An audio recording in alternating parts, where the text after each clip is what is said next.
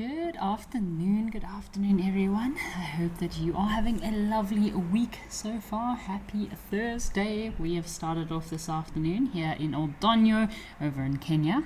It's been a very busy last couple of days in Oldonyo. Lots of elephants. Goodness gracious me. Never seen so many elephants at one location before. Giraffe. There's been a few elephants coming through as well.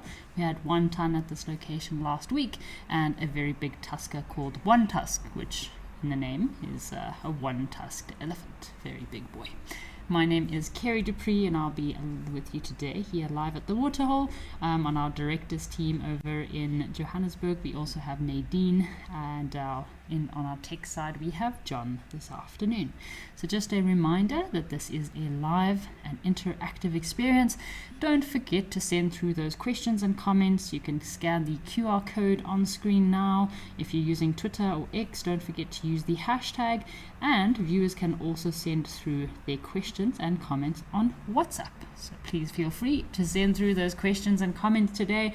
I might send a few questions out to our viewers, so I'd love to hear your feedback about some of our locations. Yeah, lovely to be with you this afternoon. It looks like a very chilled, relaxing day over in Oldonyo. Some clouds are building up. What a lovely afternoon and a great way to start our day. So hello to some of our viewers. We already got a few of our viewers sending through some comments. Hello Ellie, welcome, and Harriet Hodgen, thank you for joining us this afternoon. So Ellie is from Germany and Harriet is from Cape Town. Thank you for joining in the chitter chatter of the afternoon.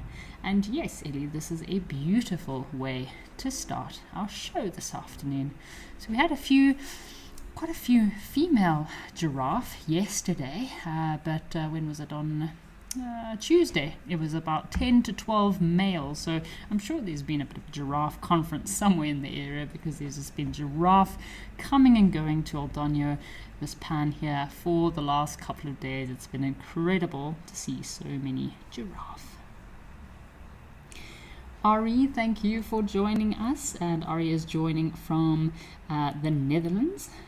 So thank you for watching, and yeah, all of our viewers that are watching at different times, different time zones, thank you for tuning in, even if it's very late at night for you. Really grateful to have the company this afternoon. This female giraffe looks like she's ruminating a little bit, deciding if she wants to have one more drink of water before moving on with the rest of her group. Had a few solitary elephant bulls also joining us here as well at Oldonyo. I've been praying that this week we might see as many predators as possible. We had a really awesome cheetah sighting earlier in the week, and yeah, I'd love to see the secretary birds that are normally here, and any other predators would be pretty cool. So the comments are flooding through. Thank you folks for sending your comments. So we've got Perry Dubois, loves the patterns of the Maasai giraffe. Yes, Perry, I was reading up yesterday on giraffe, and you know, a lot of giraffe, especially the males, the older they get, the elevated hormone levels, their colors, their patterns, those spots do get a bit darker, and this is quite prominent in the Maasai giraffe. That's why they have that darker coloration. So Deb Davis, that is a new member from Pennsylvania, USA. Thank you for joining us, Deb. Lovely to have some new viewers with us this afternoon. Mindy, thank you for joining us, Mindy. Yeah, it's been great, all these giraffe sightings, Mindy. I don't think I've seen this much giraffe in quite some time, so it's lovely to see these large land mammals. Our female giraffe has decided that she does want to have one last drink before heading off on the rest of her afternoon's endeavors. It's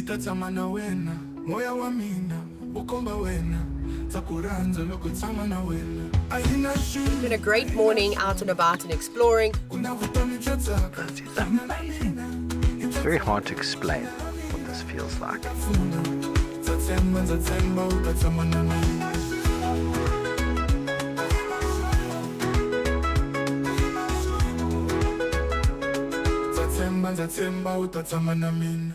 Become a Wild Earth YouTube member and unlock exclusive bonuses and benefits. Enjoy uninterrupted, ad-free streams so you can stay immersed in nature. Have your burning questions answered first by me or other expert naturalists. Enjoy exclusive access to special broadcasts and videos, and help us to connect people to nature.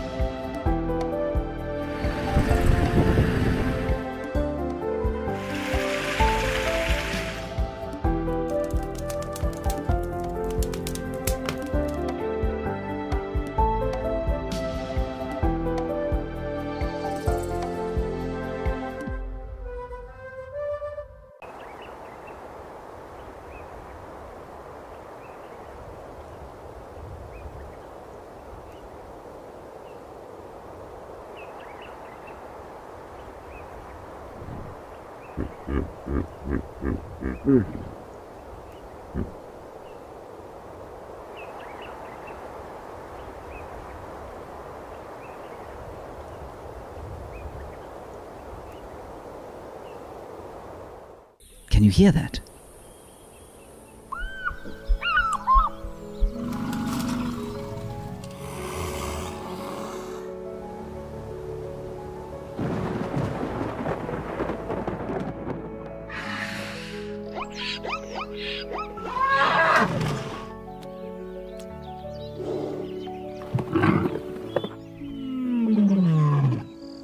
The wild is calling.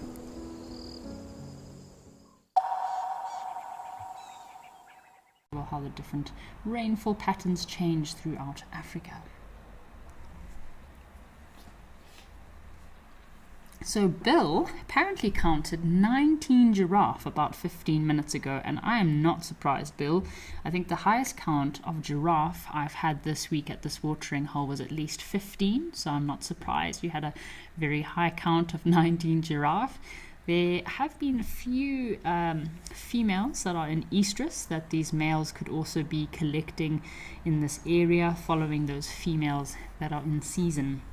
It does attract and allure a lot of males to come into an area. So could be a reason we have so many giraffe around at the moment.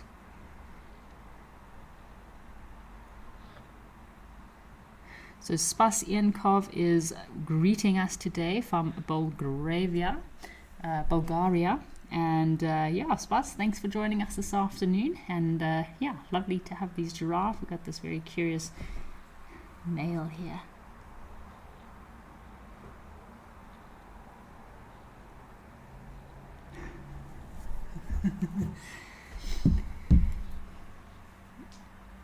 So it looks like we've got some grey-crowned cranes over in Wangi National Park in Zimbabwe, folks. So why don't we head across to the Wangi National Park and see if we can have a look at those cranes while they're still around.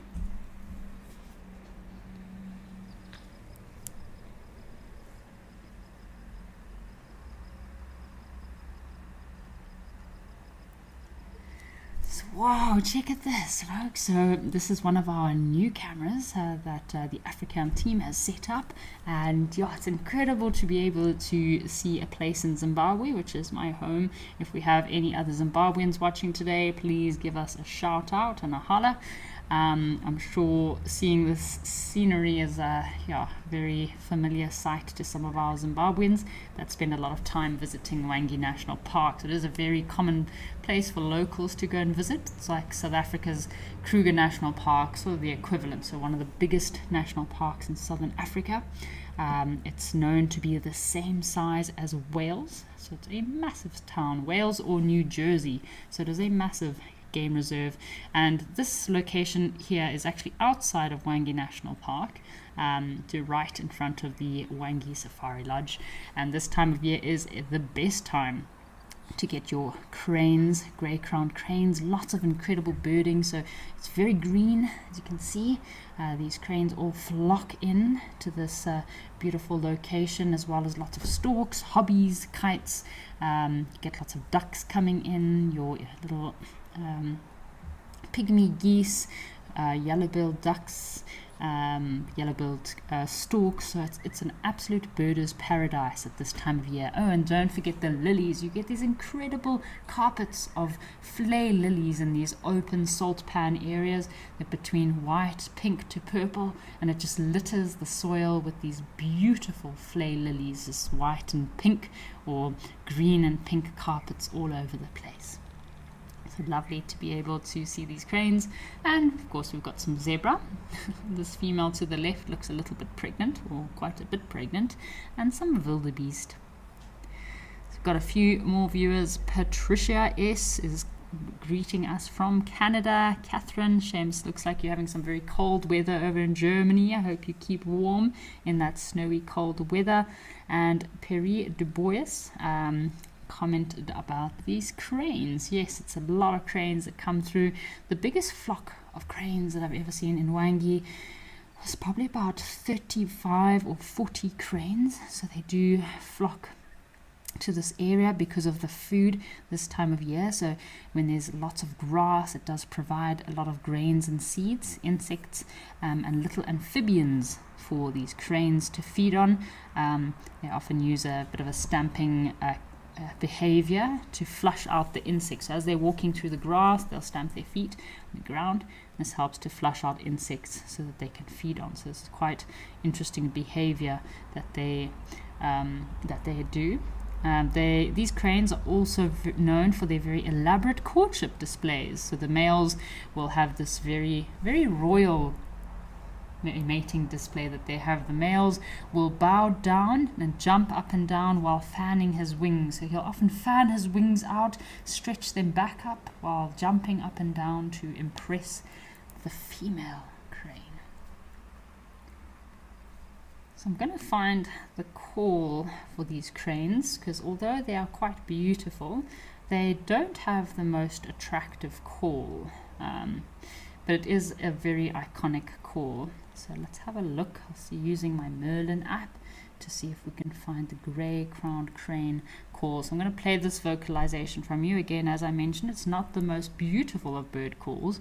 It's quite unusual.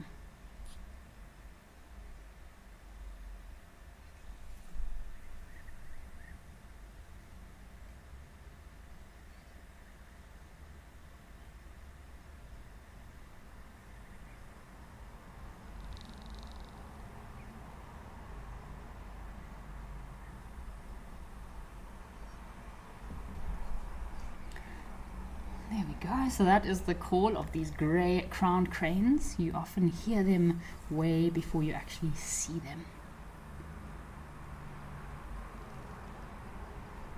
So Wild at Heart is sending a shout out, another Zimbabwean. Thank you for joining us, Wild at Heart. So apparently there were some wildebeest and zebra earlier also at this watering hole, and a few days ago a very small little baby zebra. I know they did have the other night, there was a video that was on the Africam Instagram page of a zebra that had very unusual facial colors. There are some zebra in the park. There's one zebra that I call the QR code zebra because she has a very unusual pattern on her back, which is becoming a lot more common in zebra. These kind of pigment or color deformities in zebra. So it's incredible to see that zebra. I've seen her once before. It was quite cool. So Spas is asking about the flay lilies that we have in Wangi National Park. I'll have to find the scientific name, Spas. It is quite a long one, and I remember with some researchers in the park we had quite lengthy arguments and debates as to what the correct scientific name is, but I just know them as flay lilies, so I'll have a look up on that one and send it to you sometime. But they're incredible lilies. Again, as I mentioned, they come in a white color, white, pink and a light purple. So they've got the green leaves on the ground and these incredible lilies that specifically grow in these open plains, especially Sodak areas, these open sodi stadium areas. It's pretty crazy. Starbuck, we have another shout out from a Zimbabwean. Thank you for watching this afternoon, Starbuck. And Catherine, it is definitely a beautiful view. These cranes, I think they must be one of my favorite cranes. I love the red wattle underneath their neck. It's got these white patches on their cheeks, and of course that very spiky crown of theirs. So what a beautiful bird, especially in flight. So they normally make that vocalization when they are in flight. It's when you hear them calling, communicating to each other.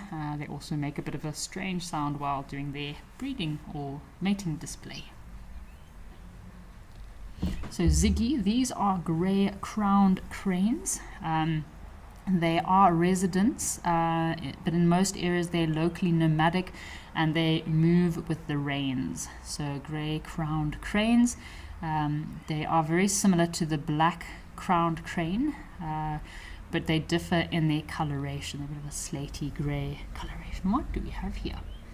Like little termite mounds. So lots of termite mounds in this area. And yeah, what attracts a lot of these migratory birds that I was speaking about earlier, all these migratory birds come through here to feed on the flush of insects and termites in the rainy season. Have a look at this pan if there's any crocodiles. I saw a video on the African Instagram page of a crocodile that had caught a little baby wildebeest here a few months ago. No, it must have been a few weeks ago, or December or early January. Pretty crazy sighting. Those crocodiles are quite petrifying. I've seen them on a few occasions, a little bit frightening. Wouldn't want to get too close to that water.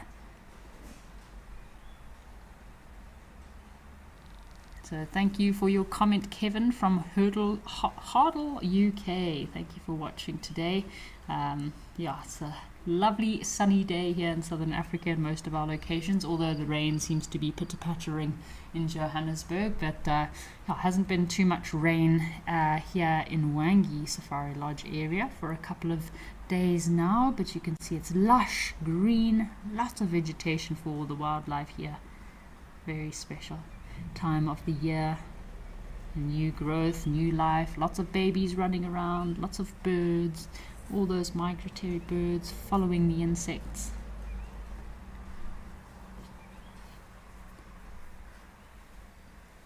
So Perry Du Bois is asking about any specific differences between the male and female.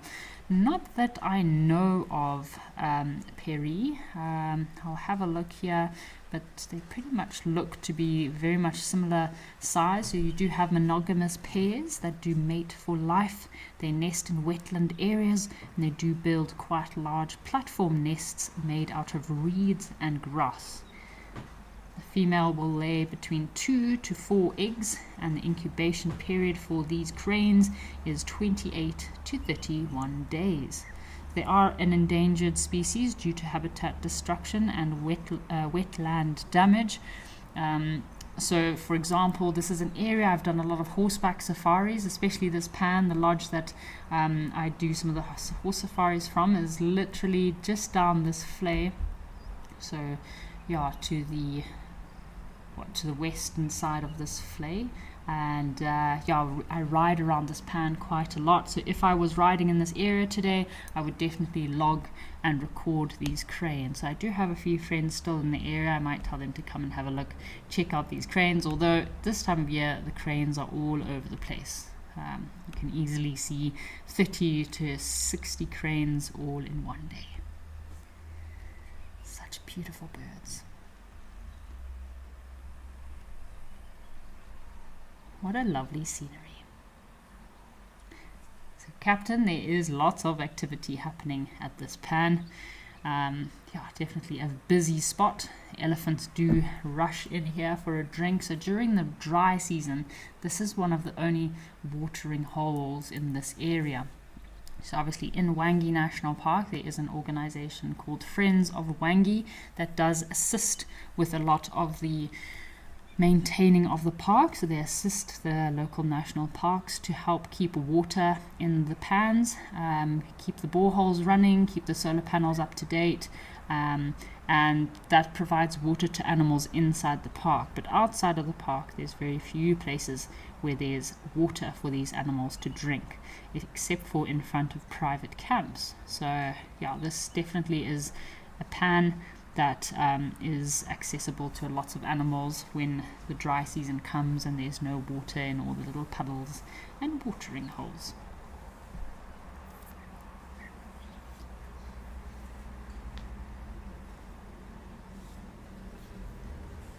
Lots of little butterflies around at the moment as well. Another sign of the...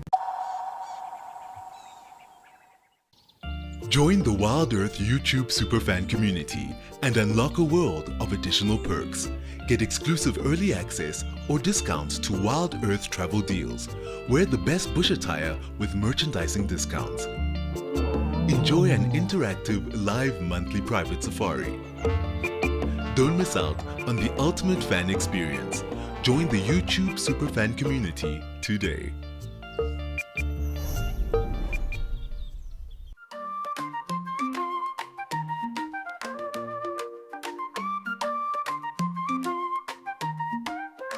Haina nchumo, haina maka. Emava kwenye ya milu, haina maka. Lifasira mina ritapela, zatsemba, utatsamana mina.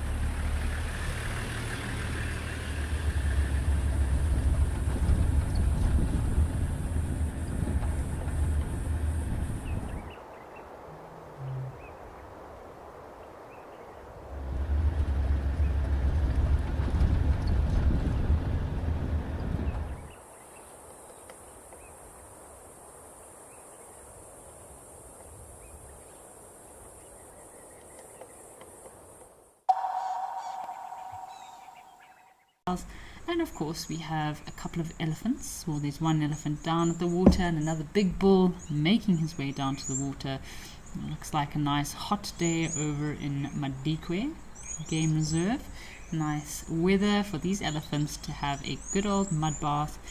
Some zebra also coming down to join us at the watering hole, and I'm hoping we see our ostriches. I don't know, you don't see ostriches very often, so they always kind of give me a good old chuckle. They're quite an unusual looking bird if you think about it. Very strange looking bird.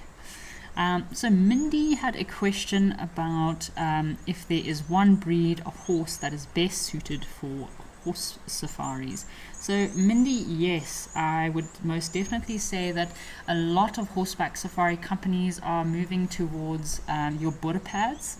So your border pad horses that are bred in South Africa, a little very short farm ponies, are very hardy, very resilient, and yeah, don't have a lot of issues when it comes to being in the bush around wild animals. And the one breed of horse that I would say is not well suited for horseback safaris are thoroughbreds, or I call them horrorbreds. They are very high maintenance, get sick if you look at them the wrong way, and they just don't do well out in the bush. So definitely there are specific breeds of horses that survive better out in the bush. They have to be very hardy. A lot of horses struggle with their hooves, with their feet, hard ground, the insects, lots of nasty biting insects that can irritate their skin, and of course the food and diet. They're not going to be pampered and fed 5-star grass and 5-star feed, so they need to be able to survive out in the bush. So yeah, these border pads definitely a great horse for horseback safaris.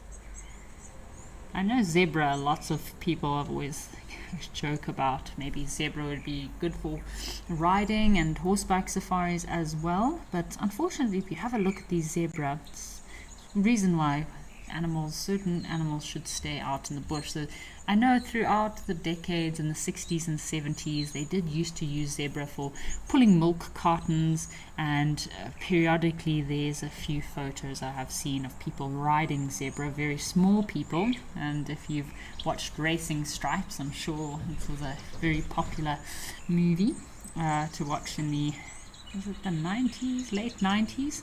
But if you have a look at these zebra, they have very flat backs.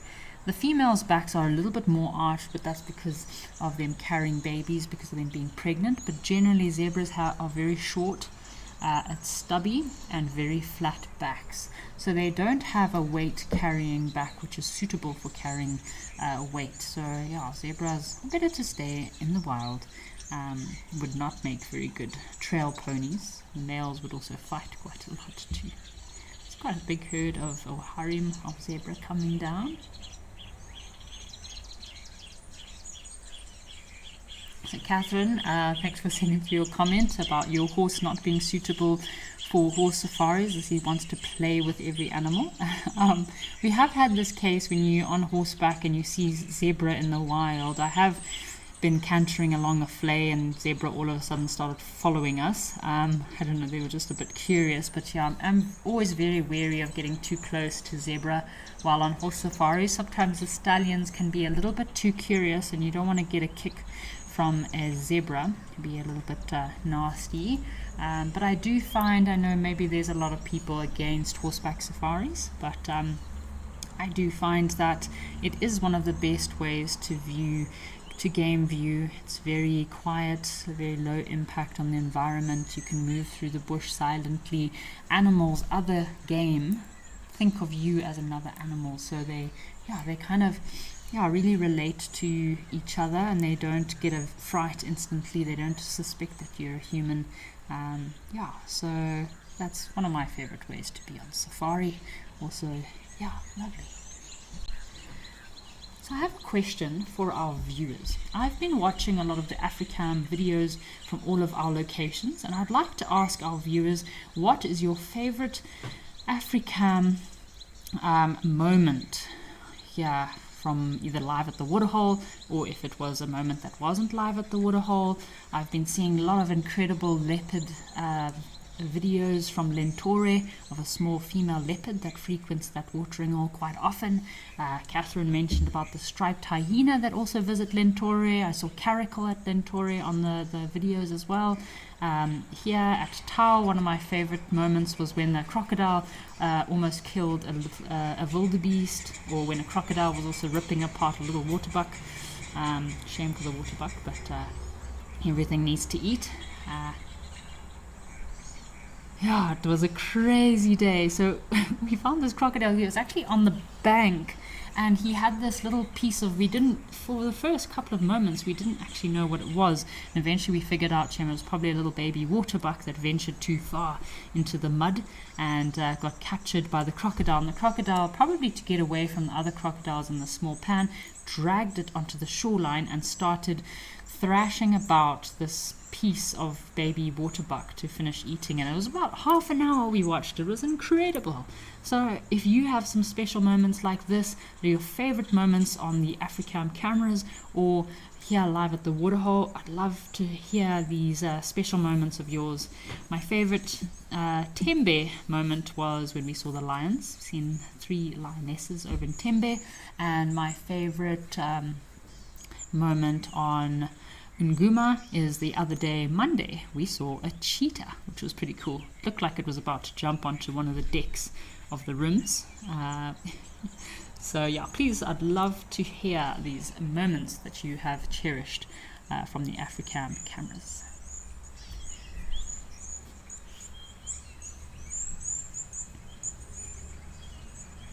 So Lara I'm just reading up, we're getting some comments. So Lara is sending a comment through here about joining on a horseback safari. So yeah, Lara, there's a lot of amazing locations that you can get into horseback safaris in Africa, but all over the world actually. I know Patagonia, over in South America, a lot of incredible rides.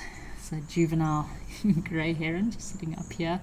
I think he's learning the method of hunting, because there's a swaying movement that these grey herons normally make while trying to hunt, but he's nowhere near the water, so he still needs to catch up on that. Just reading through some more comments. So Spas Ienkov is mentioning about in Tau, it is a great place for zebra.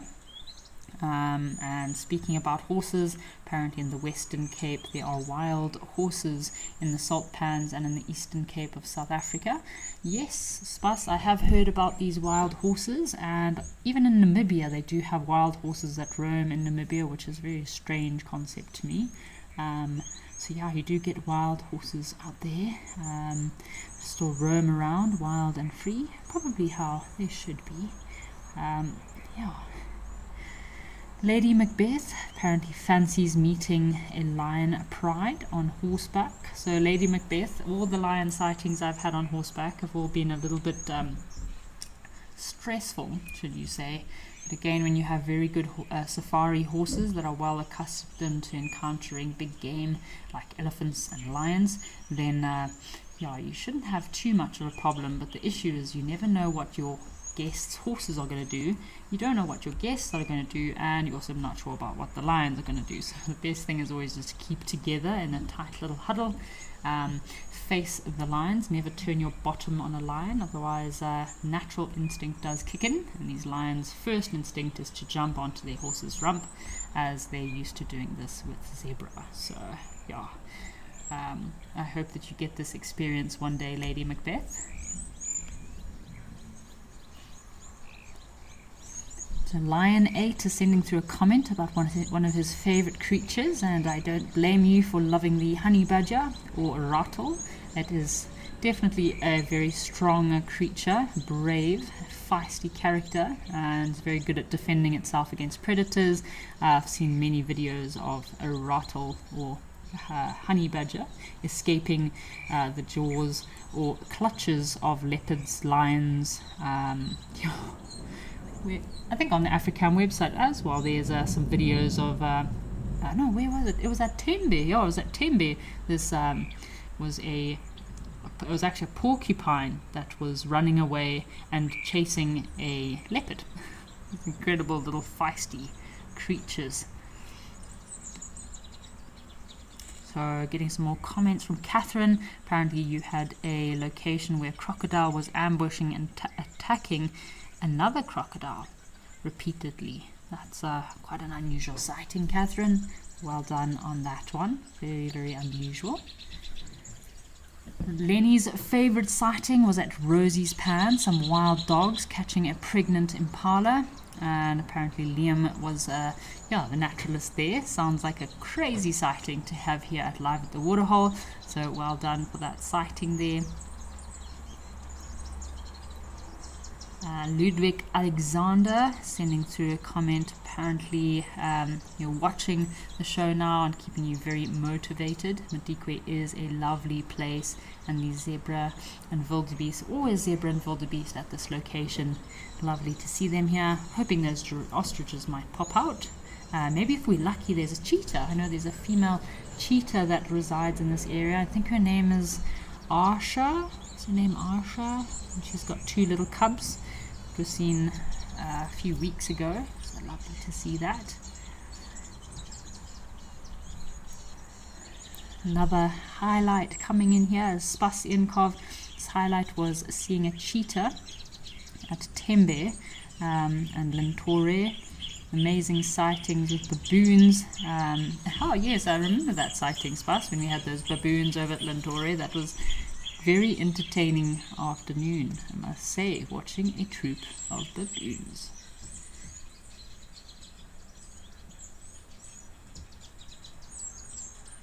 Mindy sending her favorite moment on the Africam cameras.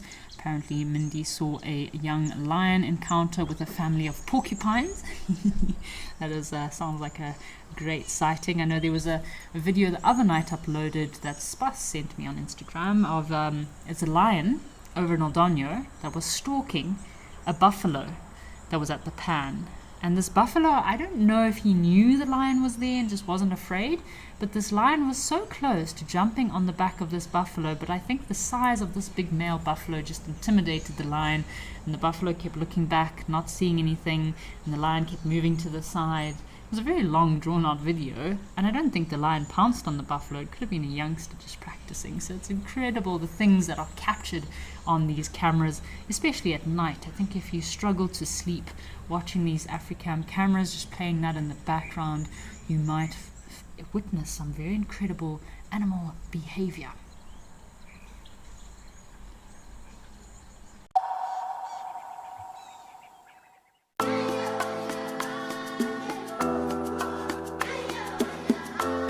We have just had our efforts paid off.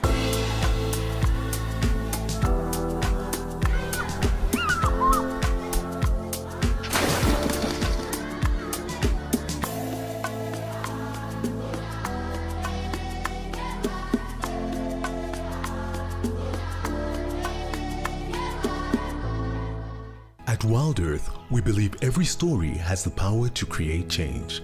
That's why we've launched the Wild Earth Impact Foundation, a non-profit dedicated to conservation and social impact. By showcasing conservation stories, we can change lives, protect nature, and empower communities. We have partnered with Empowers Africa to accept tax-deductible donations from US donors. Your donation will help fund critical programs that support our mission. Join us and be part of the change.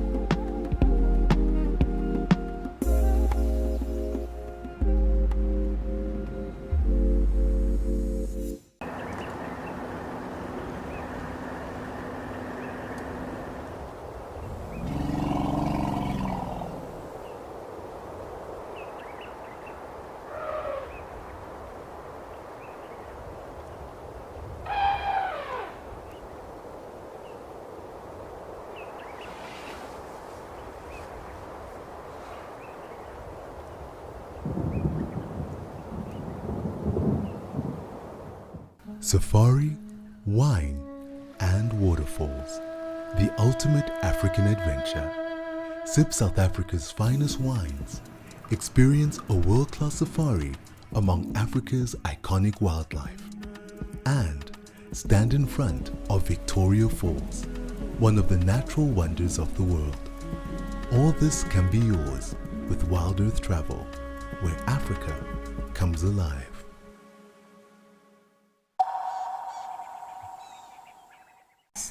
And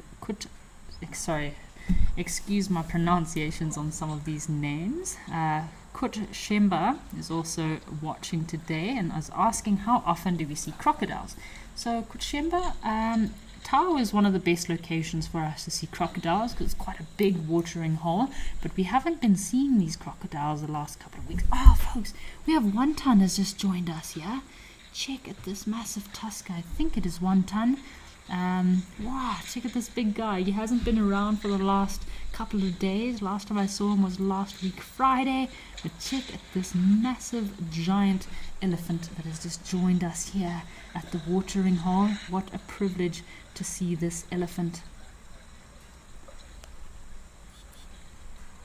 Lovely to see this guy. I think it is 1 ton. If any of our viewers know that this is not 1 ton, please feel free to let me know, but I think this could be 1 ton. So he's got a very, very big left tusk, shorter on the right hand side. What an amazing sighting.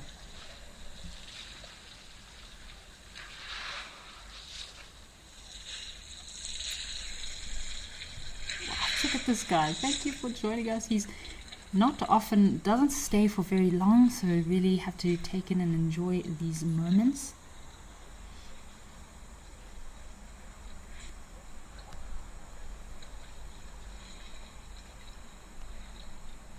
The other big tusker elephant we've had that came in the last week, his name was One Tusk. Also had a very long tusk on his left hand side and missing a tusk on the right. So One Ton is a famous super tusker elephant known in Kenya. He is known for his very calm demeanor. He has a massive tusk. He has been a beloved figure of Africa and greatest ambassador elephant. He's known to be over 50 years of age. Isn't this crazy? So Catherine is just confirming that this is One Ton. Not too familiar with all these massive tuskers, but I have seen One Ton a few times on the show. This definitely does look like him. What a privilege it is to see this incredible beast. So over the years, One Ton has faced a lot of challenges, including multiple serious wounds, which he has sustained from fighting with other bulls. So if you have a look at One Ton with his long tusks, it can make it quite difficult for him to actually be able to fight with other elephants. I've seen some elephants that have actually had such long tusks that they crisscross in the front, and they actually have to lift their trunk up and over their tusks in order to feed or drink, and this can make it quite difficult for these elephants to fight with other bulls. Apparently in 2001 he was treated for a deep wound to his neck, which did become infected. So a team from the Sheldrick Wildlife Trust in Kenya did work together in order to sedate him, clean the wound, and administer some antibiotics. Otherwise, if nature took its course, he might have passed away. So incredible work being done by these organizations in this area in order to protect these incredible... That was a little bit of thunder. Sorry for that, folks. Sorry, that was a massive bit of thunder and lightning that is just hitting the mountains behind us. A bit of a storm arriving here in South Africa. Apologies for that terrible noise, folks. So another incident where One Ton has got some injuries was also in 2024. So he was again spotted with a bit of an injury, and they did decide to give him some treatment there. Incredible that he's still with us, still alive, still roaming this incredible planet, that we can see him. What a privilege. Check out this big boy. As you can see, at some stage his right tusk has probably been broken, and that's why it's a lot shorter than his left tusk. But still, they're both very well worn, well used. But those tusks of his could break quite easily with that length. But have a look at the unique formation and shape that they're in, the way they curve and the way they arch. That can be a very unique characteristic which can help you identify different elephant bulls.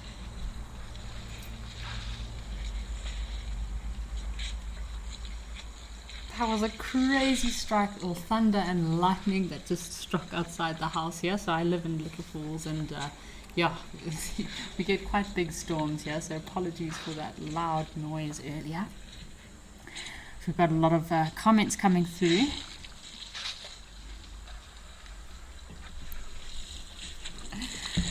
Sorry, I've got a lot of comments coming through, just going to try and catch up here. So Charmed Chaos is sending through a comment about this gorgeous or very handsome elephant. Thank you for sending through your comments. Wildlife Lady, yes, it is wonderful to see this incredible elephant bull, One Ton, over in Old Donyo. Apparently, some of the viewers have commented that he has been frequenting this pan every couple of days, or at least a few times a week. So it seems like he's going in a cycle of every Thursday to Friday, because it was last week Friday that I last saw him. I'm not sure if any of the viewers have seen him in the week. Definitely while I've been live at the waterhole, we haven't seen him in the afternoons. So yeah, sometimes elephants have a bit of a route that they take, and then they kind of end up back in the same area to drink from some safe watering holes. So a big elephant like this, he needs to be very careful of poachers, not to wander too far out of the park, and also to go to areas that are safe for him to drink. Joanne Miller, it is a privilege to see this incredible elephant. See a lot of comments from Johan as well, and Jessica, Mindy. Yeah, lovely to see this massive elephant tusker and to see him hanging around. The last time I saw him, he was probably on screen for less than 2 minutes and then he was gone. Mindy, apologies for making your cat jump. Yeah, lightning gave me a bit of a fright. My heart is still beating at 100 miles an hour. Yeah, sounds like our mission control also has the storm is approaching that side as well. So yeah, lovely to see this elephant. I'm just still in awe at this incredible elephant that we're looking at here.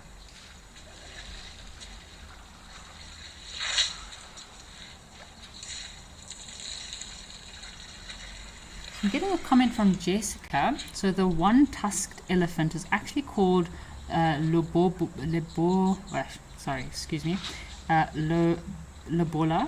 and apparently his missing tusk was unfortunately his biggest tusk, and he's known for being one of the closest to 1 ton, so one of the next biggest elephants. So thank you so much, Jessica, for that information. I'll definitely save that because we were looking for his name the other day.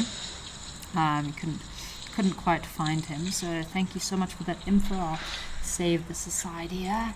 Yeah, just so we know of some of the other big elephant tuskers in the area. So very, very special to see this guy. Thank you, 1 ton, for joining us today here live at the waterhole. I feel like all of our time and patience has definitely paid off, and you get to see such an incredible elephant here.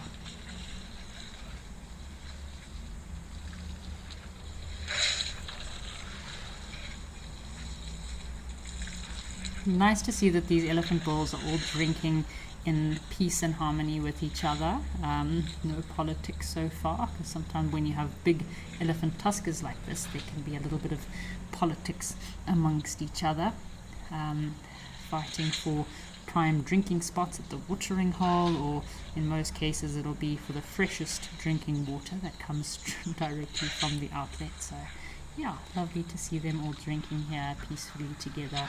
These incredible tuskers that roam the African bush. Oh, this elephant bull here on the left seems to be having an itchy leg.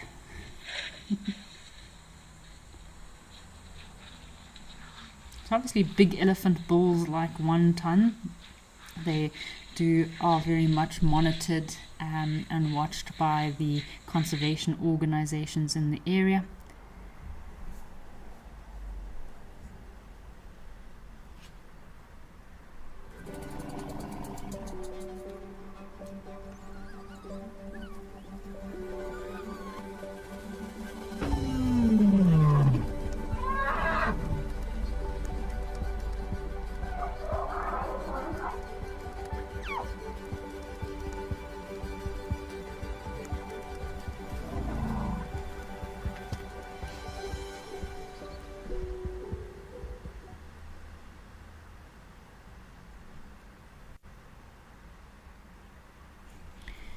Sorry folks, we just lost our feeds for a moment there.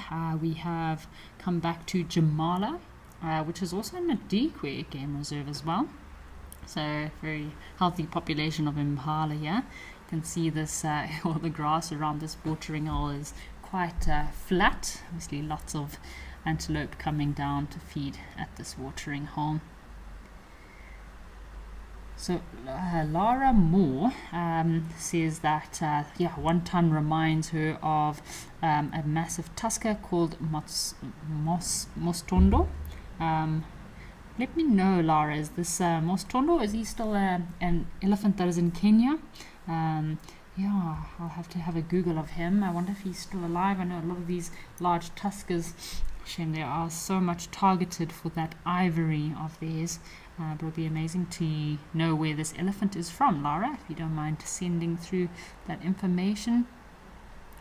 Yeah, what a lovely day here. Lovely cloud cover. Looks like we got some blacksmith lapwings down at the watering hole. I'd love to see if there's any little 3-banded plovers. I love those little birds. They are very cute. Often overlooked, same as sandpipers at watering holes like this. You often overlook those little birds. Alright, we have got our feeds back. So why don't we head across to Aldonio and see if 1 ton is still there.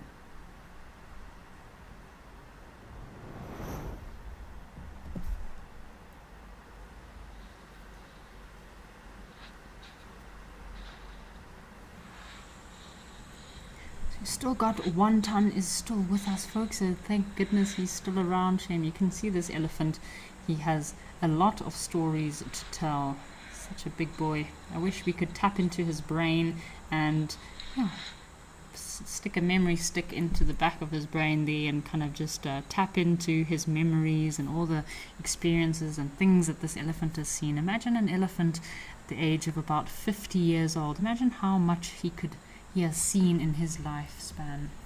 So having a look at this one-tusked elephant called Lobola. So apparently it is a young elephant bull in Kenya, and he was named as a wedding gift by Henry Palmer as part of the Tessa elephant gin range. So his name did come from an old Swahili term referring to the bride price paid by a husband to the bride's family. So that's where he gets his name, Lobola. So he was found with multiple spear wounds on his rump and back leg in 2019, and it could have been caused by some human-wildlife conflict. So he was treated and is in very good health. So this is quite a cool story about this elephant, how it does highlight the challenges of elephant conservation. What are these boys doing? That elephant's got a really itchy leg there, doesn't he? Keeps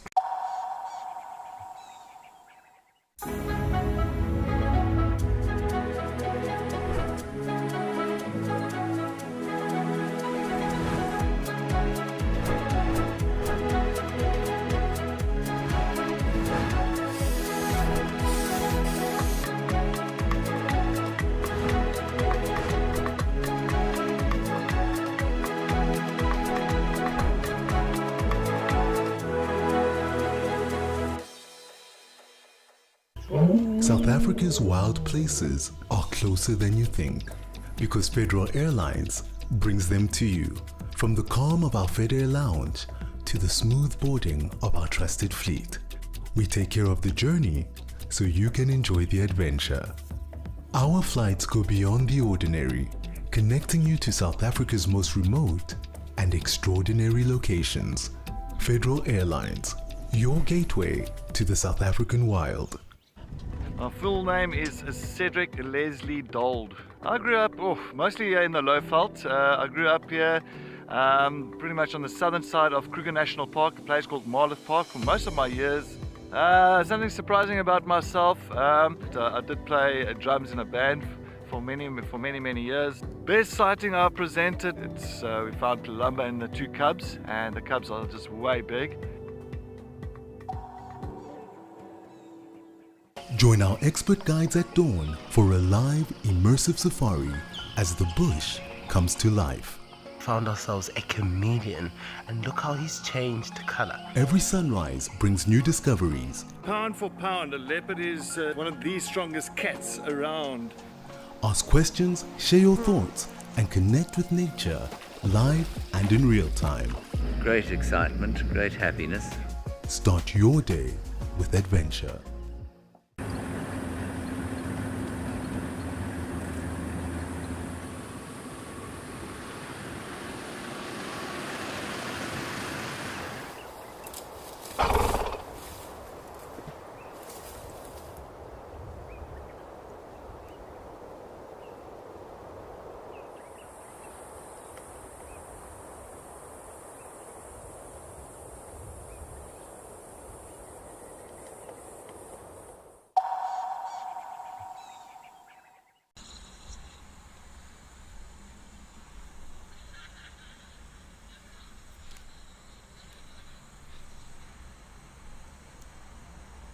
These elephant bulls look very calm and relaxed with each other.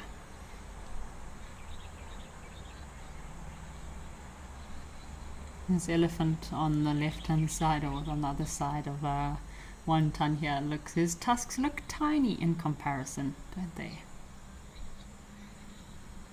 Tim has been seen in a lot of photos. Incredible elephant, also very well known for his calm and quiet demeanor, Tim. And yeah, incredible photos of this big bull. So it's amazing how when young elephant bulls are young, they do seem to not manage to cope too well with their musk period. So when they have those elevated levels of testosterone in the younger years, it can be a bit difficult for them to deal with that. But the older they get, the more used to their kind of musk, and the more calm they are, even if they are in musk.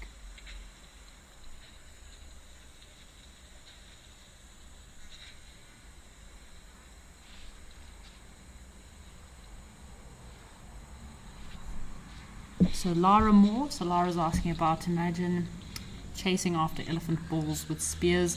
So again, a lot of ancient African cultures, people did used to chase after elephants and hunt elephants, or especially big animals like eland and buffalo with spears. Nowadays it's not so much a common practice, so I think a lot of these incidences that do happen now, it's more due to human wildlife conflict, elephants breaking into vegetable gardens and crop raiding, as it's known as. It's where a lot of human wildlife conflict will happen. So that's why education in this case is such an important tool to be able to preserve and protect these incredible creatures. So Bill is noticing quite an interesting behavior with one ton. Apparently Bill says that one ton does love to twirl the end of his trunk while he's drinking. So yeah, it's very interesting if you notice different elephants have different behaviors while feeding and drinking. I've also noticed in West Africa with forest elephants, some of them also like to kind of twist their trunk at the end and give it a little bit of a flick just above the water when they're crossing a river. It helps them to be able to smell anything that's in the area. Yeah, so it's interesting how these, just like humans, elephants also have specific habits and characteristics that they might favor.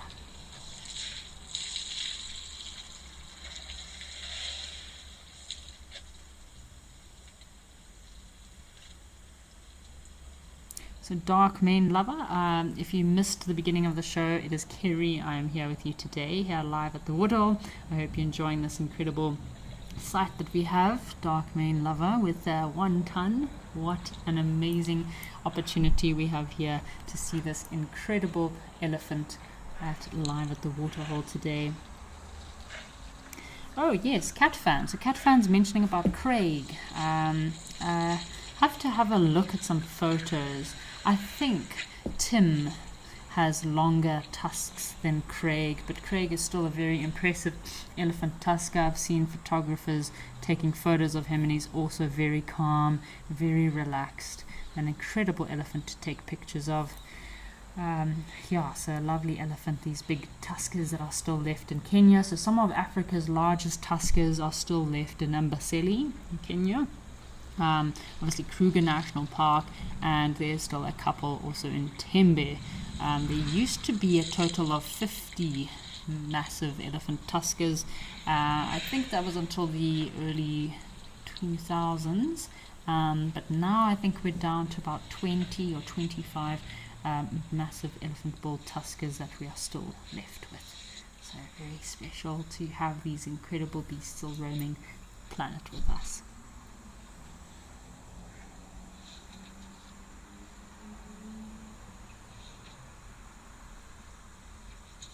Giraffe also hoping to come in for a bit of a drink.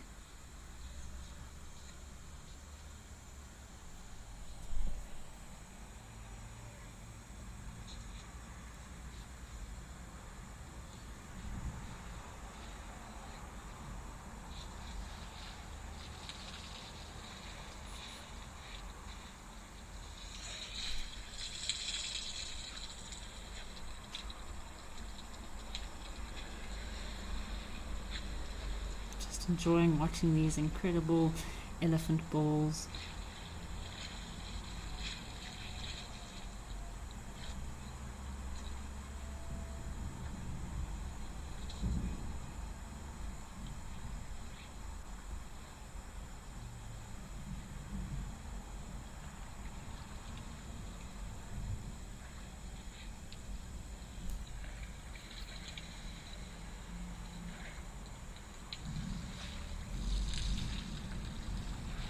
Hopefully these giraffe can come down for a drink.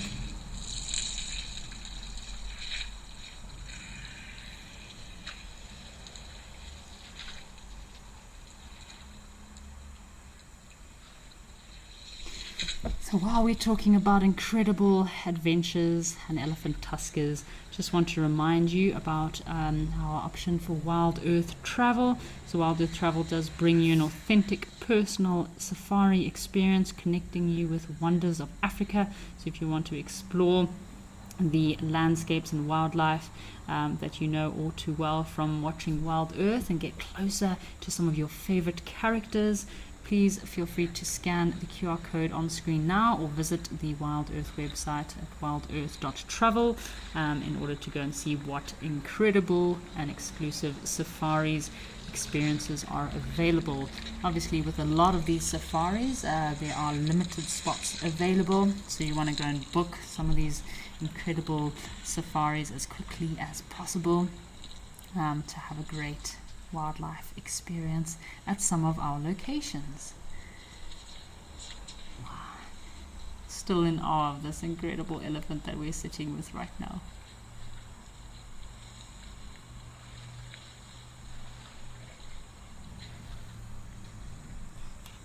I'm surprised these giraffe are feeling brave enough to come down for a drink with two big elephant bulls here.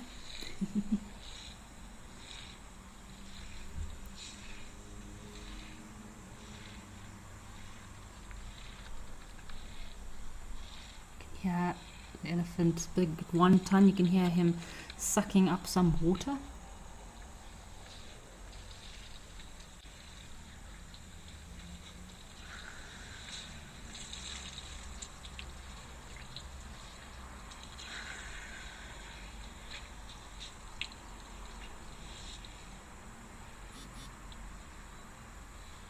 So we had an unusual question here from, let's have a look, where's this question from? About siring, how many elephants, how many calves, there we go, from Deb Davis, about how many offspring might a giant elephant bull tusker like this sire. So obviously nowadays we're getting a lot of elephants that have short tusks or tuskless individuals because it's all about genes and genetics. So obviously the less tuskers we get out there, the less their genes are being spread and the more elephants we're getting with shorter tusks. So a big elephant bull like 1 ton, Craig, Tim, Labola, in his lifespan he could sire anything between 80 to 100 calves. It's quite a large amount of little ones to sire, but yeah, it's so important that these big elephant bulls are still around and they can still spread their genes and their DNA, so we still have these massive elephant tuskers around.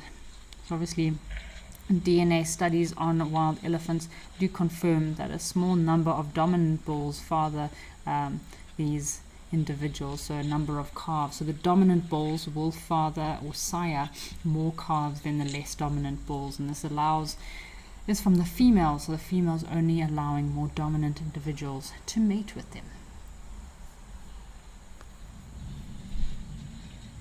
So Ellie, yes, these giraffe do need to be careful with these elephants around. So you can see they will be a little bit nervous and skeptical. Shame this poor female is still being harassed by this big male giraffe. Again, he looks like quite a dominant male and perfect mate for her to also have sire her offspring.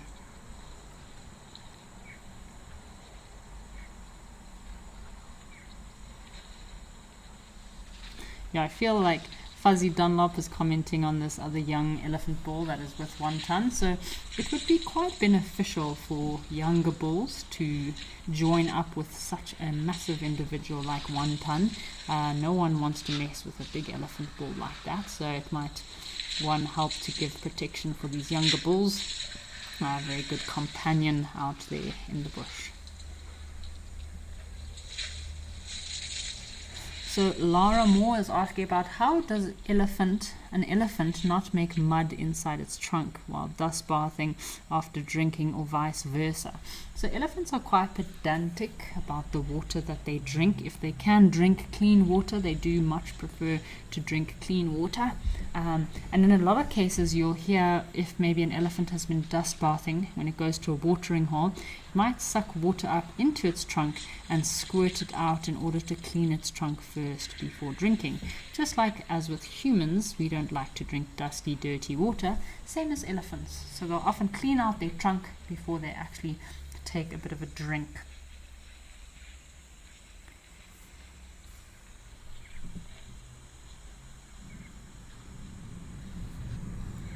How many elephants have we got? Giraffe have we got here? Now there's so many giraffe all over the place.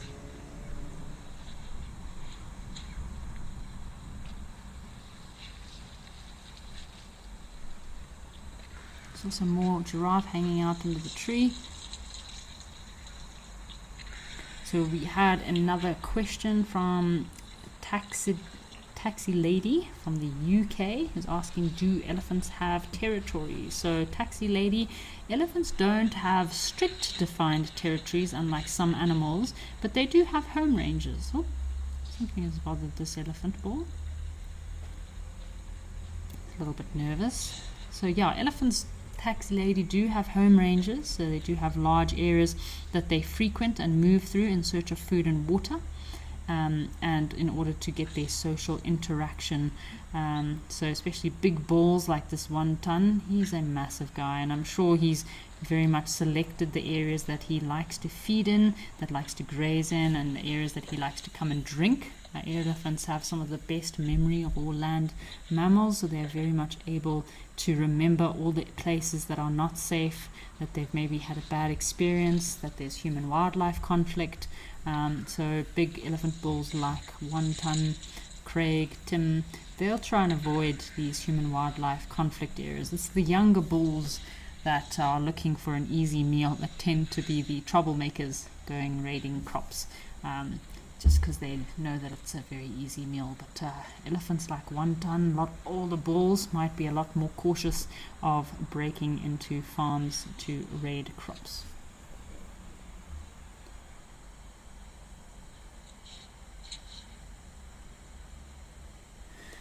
So Jessica sent a comment about the location she's at. She's getting some very grumpy elephant bulls recently. Apparently last night there was an elephant bull that kicked an impala away. So yes, these elephants can be a bit boisterous, can get grumpy, especially if they're in must.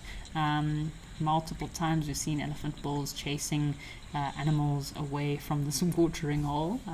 So especially smaller watering holes like here in El Doño, there's not too many available spots to drink at, so elephants can chase other animals away from watering holes. Or like the other day here in El Doño, we had the elephant bull chasing the guinea fowl away, which I don't think the guinea fowl are going to drink too much, but he didn't want to share his watering hole that day.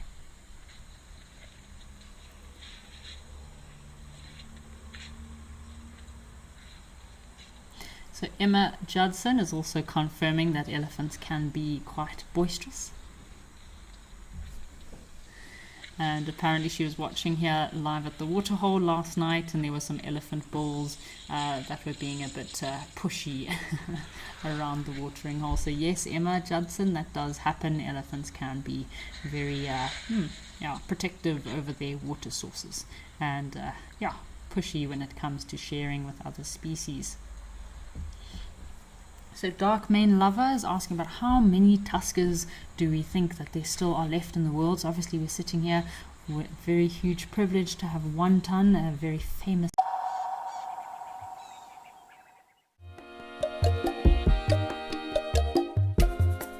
My name is Amy, and today we're going to be doing things a little bit differently.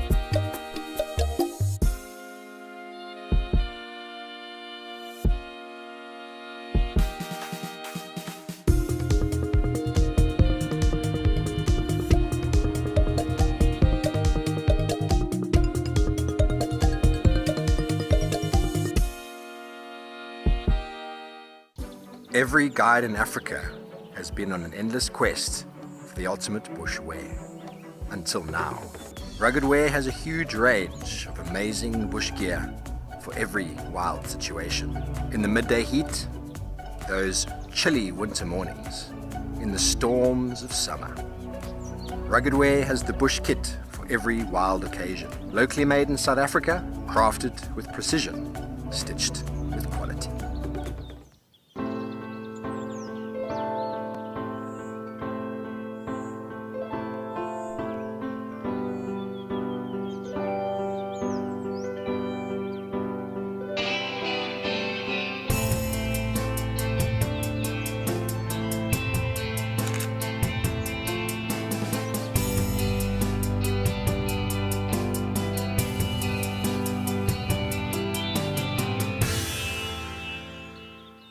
Join the Wild Earth Explorers program and connect with a community passionate about wildlife. Support our mission to share authentic wildlife experiences with the world.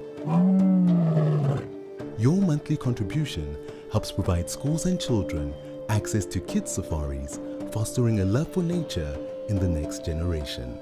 Embrace the wonders of the bush and make a difference today. Wild Earth, connecting with nature. Are you ready for the adventure of a lifetime? Wild Earth Travel's newsletter is your passport to a magical journey.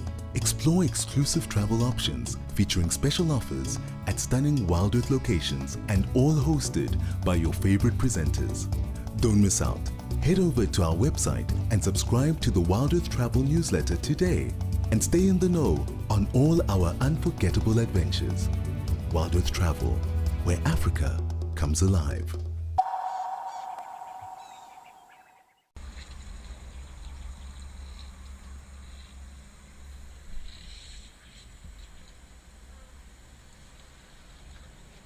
So we've got a question from Nadine about why do we think that here at this watering hole in Aldonio we only see big males. We don't often see breeding herds. So Nadine, I had to give that a bit of a Google because I'm actually not 100% sure, but you are 100% correct that we've only ever seen bulls here, especially big bulls. Apparently, according to Google, the breeding herds are rarely seen in this area because the area primarily attracts the large elephant bulls rather than family groups. This could be linked to the Chulu Hills where Aldonio is located. It does serve a key habitat for these big tuskers, and the bulls do frequent these large watering holes. So the breeding herds do tend to remain in the greater Amboseli ecosystem where food and water are more abundant and the terrain is more suitable for raising calves. So that could be a good reason. This area where the camera is located is not a suitable terrain with regards to being able to raise little baby elephant calves, whereas the greater Amboseli ecosystem on the other side of the Chulu Hills offers a more safer refuge for these family groups to breed. So I hope that answers your question, Nadine. It's a very good question. I have actually been thinking about that. So it could also be this hilly regions around this area. Maybe elephant cows don't want to try to brave the Chulu Hills in order to get to this region. Why don't we just have a bit of a quiet moment to listen to One Ton as he splashes himself with water. It's a very big privilege to be able to watch this incredible big elephant tusker, very famous elephant bull that we have, that has graced us with his presence today.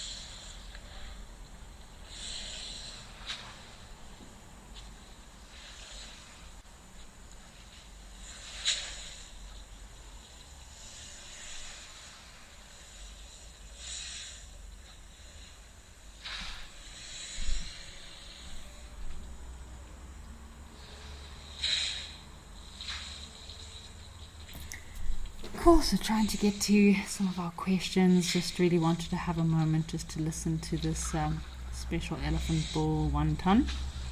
So we have another comment that came through from Emma Judson about the elephants that she witnessed fighting and battling it out last night in the watering hole.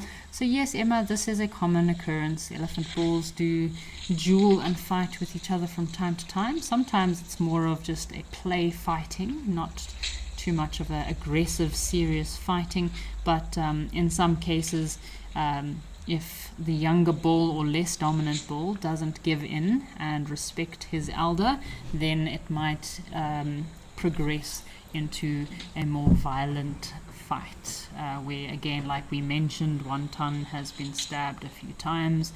If you look at those long tusks of his, it makes it very difficult for him to fight back for himself, so it can end in a bit more violence if a less dominant bull does not step down in time. So Catherine is also sending through a comment for us. So apparently Catherine's theory on why we don't get so many elephant breeding herds in this area. So the elephant breeding herds also need to have a bigger water source for everyone to drink, whereas in this area it seems like the watering holes are a lot smaller. So thanks for your comment there, Catherine. Definitely agree with you on that one. If you have a look at this little watering hole, even just for these elephants and a couple of giraffes, there's not much space here.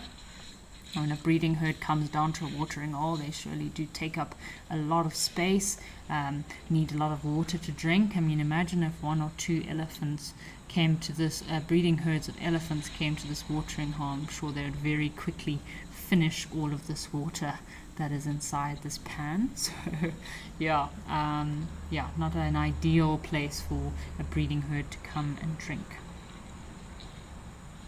So apparently Bill said that he has seen 1 or 2 breeding herds coming to drink at this watering hole. I'd love to know the size of those breeding herds you saw coming through, Bill. Again, it's a pan, a watering hole, anyone is allowed to come to this area. You might have some breeding herds moving through that might pop in for a drink, but I don't think it's an area that the breeding herds would stay for long periods of time, just because of the lacking of large water holes.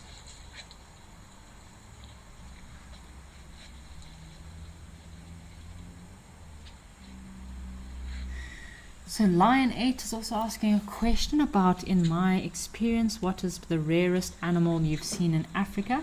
So actually quite cool that you asked that, Lion 8.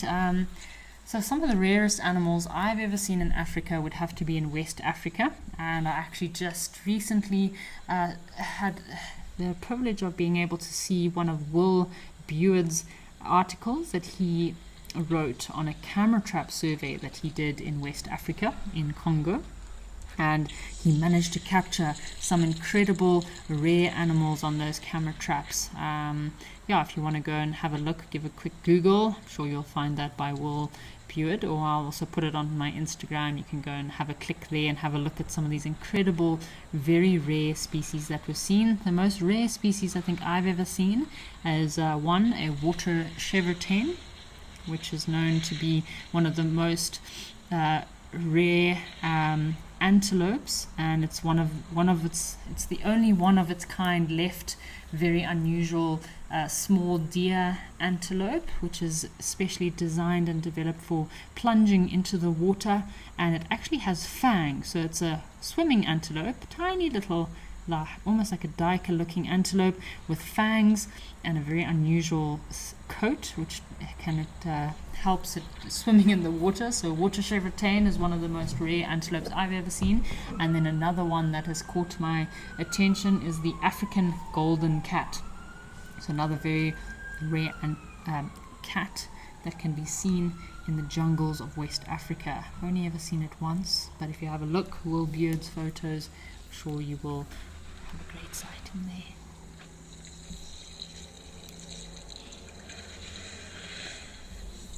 Alrighty, well, I think 1 ton is going to hang around here for a bit, so why don't we go have a look at Tembe and see what's happening at one of our other locations over in South Africa. We love all creatures in the African bush, from the biggest to the smallest, including the tiny little insects and arthropods. But some of them are not as charming as we'd like them to be. So that's why I trust peaceful sleep. And it lasts up to 8 hours too, so I can stay out longer, both at day and night, and not feel like I'm somebody's snack. The Wild Earth Impact Foundation is a non-profit that uses the power of wildlife storytelling as a force for good.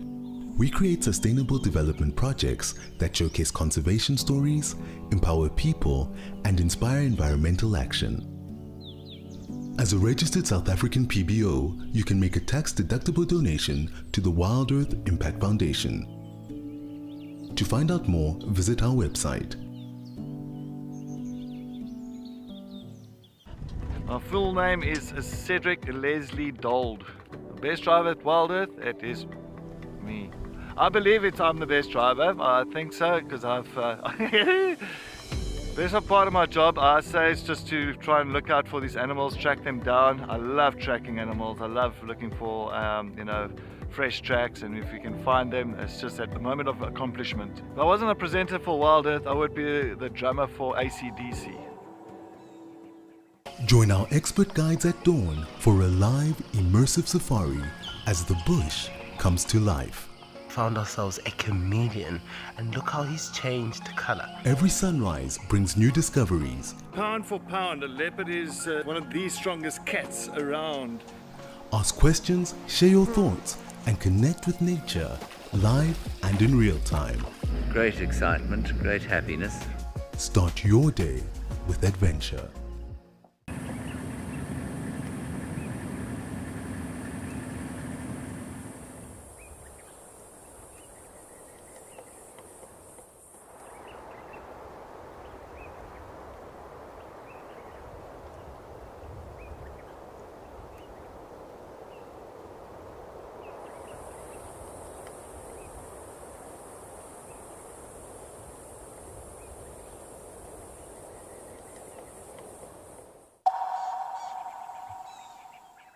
Tail can be pulled out, and they can lose their hair as well from time to time. You often get elephants that also break their tails off as well. It's not uncommon. They can easily break their tails off, while youngsters can break their tails off if they're being hunted by predators like hyenas or lions. And adults can also break their tails off while moving through the vegetation. It does happen that they do lose their tails from time to time, these elephants, so it makes swishing insects away a little bit difficult.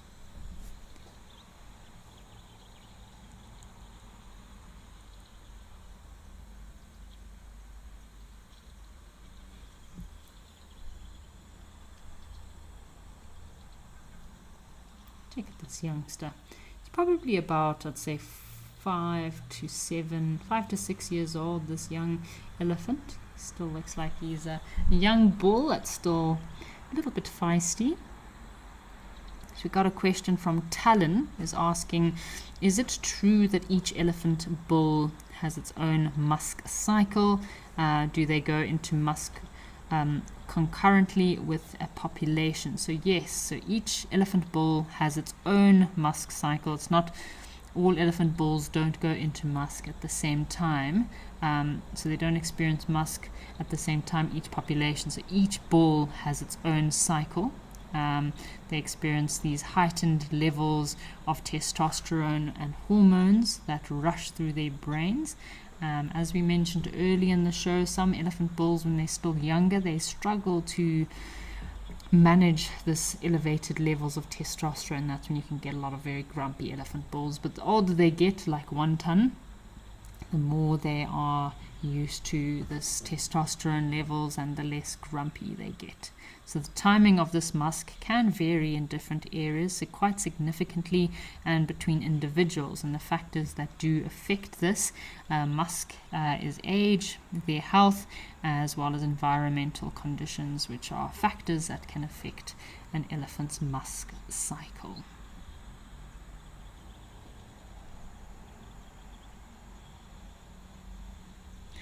So our Laura is asking if elephants ever intentionally spray each other with water or with dusk, like aloe grooming. Laura, I have seen elephants spraying each other, but I won't say that they go and spray another individual to help them groom each other. Yes, elephants are very much social creatures and do bond quite a lot, but there's not too much aloe grooming, I would say, in elephants. They more bond with each other by forms of touch. So they'll have to touch each other, and yeah, that's kind of their way of bonding with one another. Touch and communication. I wouldn't say that aloe grooming is too much a part of elephant life cycle, or too much part of their social interactions. Got some Egyptian geese there. Oh, looks like there's some clouds brewing in Tembe. I wonder if they're also going to receive some of the rainy weather that looks like we're experiencing here in Johannesburg. The rain seems to have stopped a little bit, but looks like this elephant cow is having a bit of a wallow, or giving her bottom a scratch in this mud wallow. Let's see with this female elephant cow how much thinner her tusks are. So females, elephant cows, their tusks are a lot thinner than the males. Generally don't grow as long either.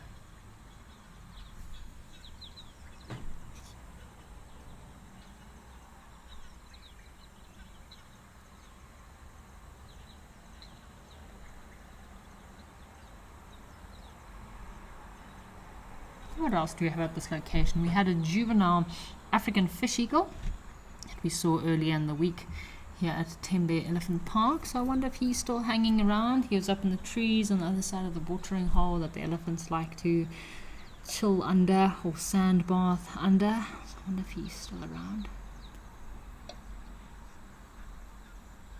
Alright folks, why don't we head across to Simpavati and see what's happening at one of our other locations today.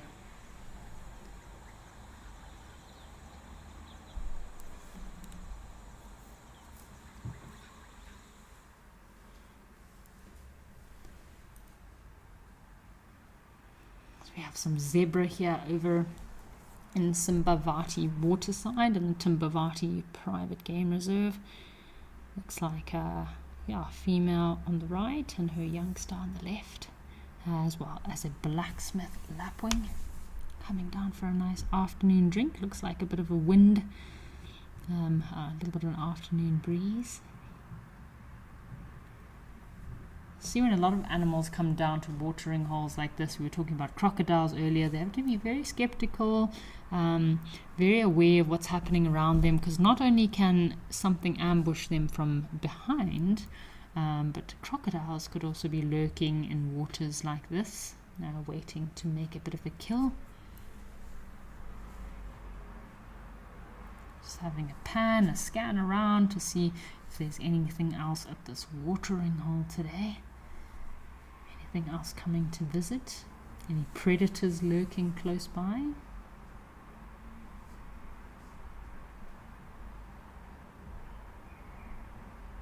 I'm not too familiar with this watering hole. It does look like it gets quite a lot of frequent visitors coming down, so you can tell at watering holes if it's a busy watering hole by the disturbance at the water's edge. You can see lots of elephant dung here. It shows that lots of elephant breeding herds possibly come down to drink. Hopefully find some tracks. It's always worthwhile having a walk around a watering hole, seeing if there's any tracks in the mud. It's very nice and clear to see those tracks. Often if you're lucky, maybe you can find a serval tracks or caracal tracks, leopard, lions that might have come by in the early morning.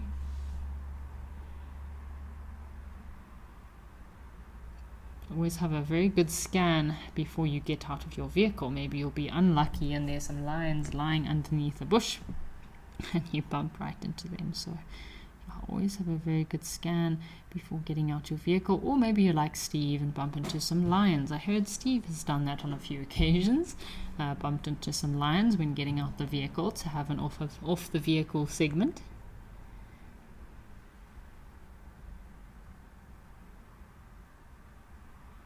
The zebra are still around.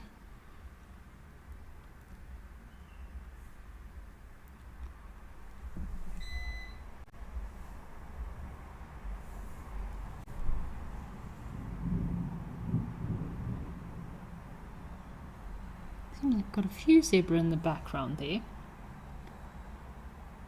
giving each other some love and grooming.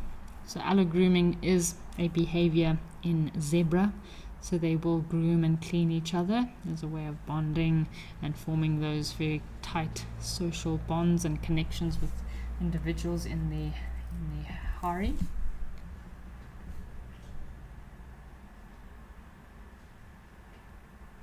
So when zebra shake their heads like this, there's a botfly that does lay eggs in the noses or nasal canal of zebra, and often it causes a lot of irritation when this botfly maggot is feeding away at the zebra's flesh. Sorry, it doesn't sound very delightful or pleasant, but yeah, especially this time of year, rainy season, botflies are out and about and around, and shame when the zebra shakes their heads like that. That can be a sign that they have maybe a botfly living in their nose.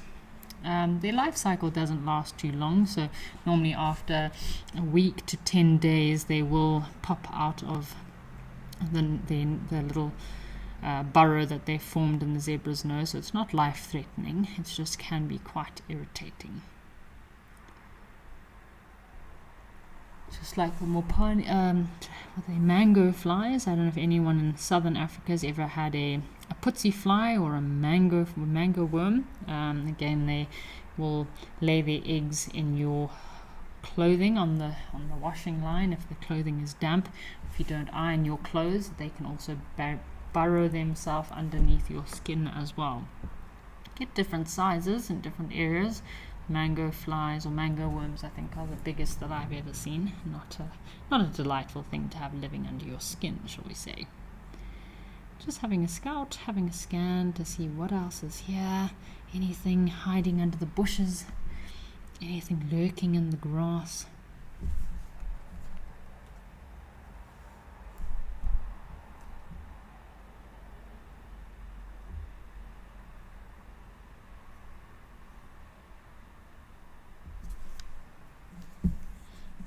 A lovely road driving across this dam. It's a nice place to pull up and then just have a sundowner, wait to see if there's anything coming down for a late afternoon drink.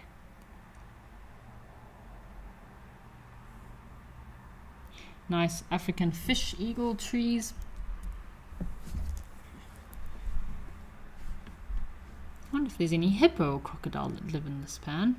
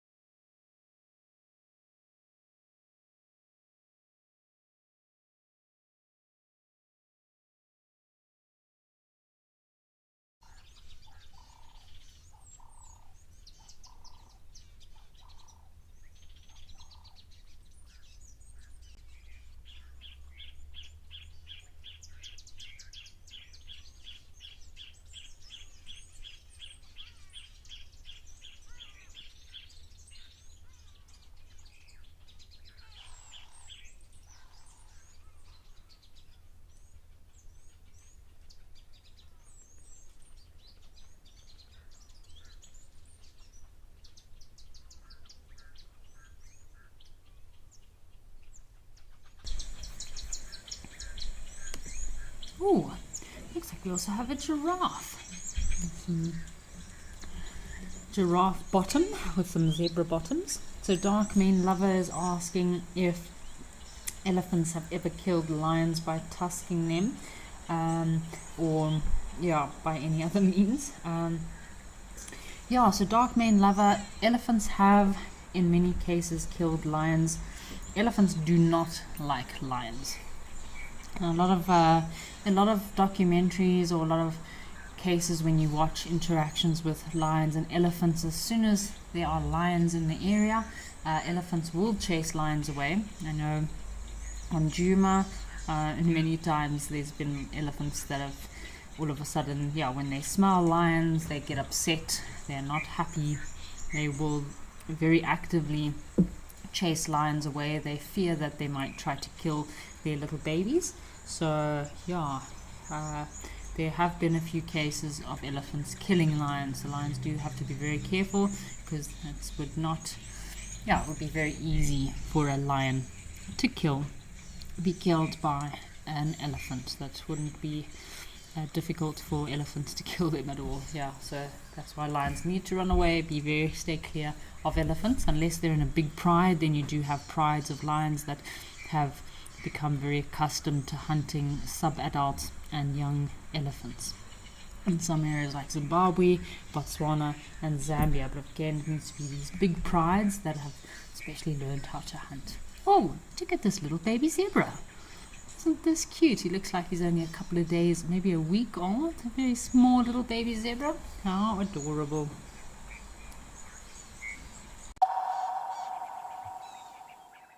Experience the magic of the wild on an unforgettable 4-night safari at Mabula Nature Reserve, hosted by the one and only Stephen Falconbridge. With Steve as your private guide, you'll gain incredible insights into Africa's wildlife, leaving with knowledge and memories to last a lifetime. Get hands-on with conservation, track elusive cheetahs, and even take to the skies on a hot air balloon ride. Wild Earth Travel, where Africa comes alive. Become a Wild Earth YouTube member today and unlock extras and bonuses, like ad-free streams so you can stay immersed in your safari without any interruption. Have your burning questions answered first by me or other expert naturalists. Join now to avoid missing out on these amazing benefits. Help us connect people to nature.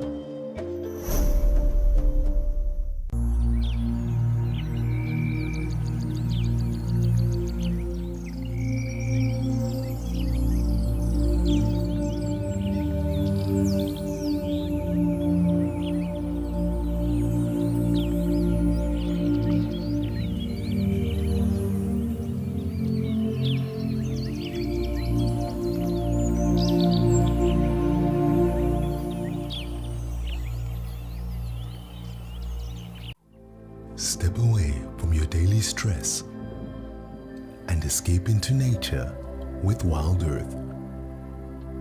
Immerse yourself in the wilderness and become part of the natural landscape. Watch as everything comes alive. Join us as we slow down our thoughts, put aside our distractions, and reconnect with the wild. We are thrilled to announce our new exclusive feature for YouTube members and explorers. Join us live every Tuesday for our sunrise and sunset safaris. Experience Tawny Tuesday like never before, with up-close encounters and breathtaking moments. Don't miss out. Become a YouTube member or explorer today and immerse yourself in the heart of the bush. See you Tuesday.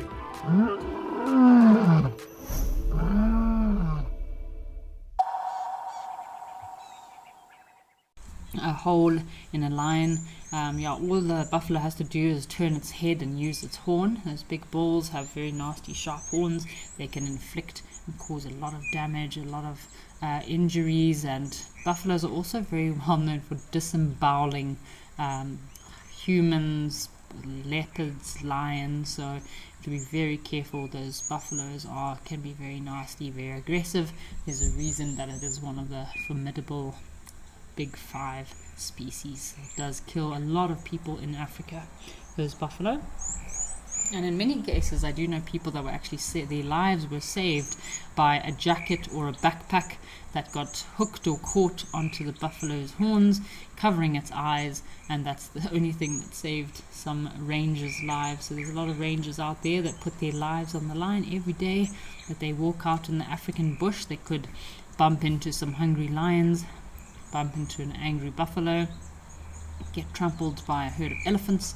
So yeah, just a lot of appreciation to those rangers out there that protect all these wilderness areas for us.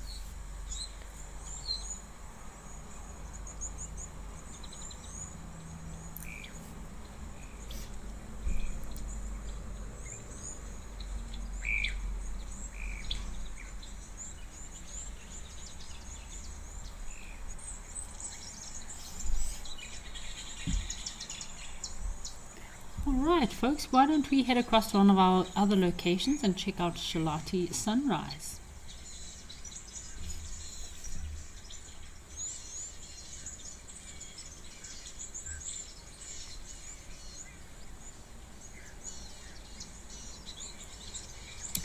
Oh, we have some elephants having a pool party. Check out this. What an unusual sighting. This is Shalati Sunrise in the Kruger National Park. So it looks like they have crossed the river here and are going for these reeds. Oh, there's a little one. There's a youngster. I wonder if they're crossing the river and are getting stuck. I hope these elephants aren't stuck here. Let this baby out but doesn't get washed down the river. Come on, little one. So there's some young bulls that look like they're feeding on the reeds at the river's edge here. I hope this young one is not going to be washed away by the stream. Oh, there we go. Got a trunk. Oh, one coming back. Hope this is a mother that's retrieved our little baby that was being washed away. So yeah, there are some bulls here and the breeding herd. Looks like they're having a great pool party, just enjoying the river. Maybe some of them are also feeding on these reeds. They're not very, these reeds on this river's edge are very spiky, nasty things. Oh, there we go. Okay, baby has been saved. Little baby's struggling to fight the current. Thank goodness its mother's there to push it along the way and keep it safe and sound. Look at this little guy. He's going to be exhausted after this trip crossing the river.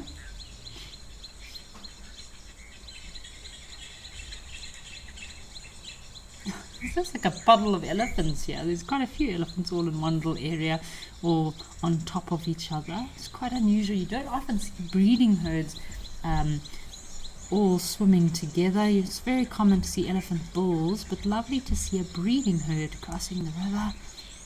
Maybe they're moving to greener pastures.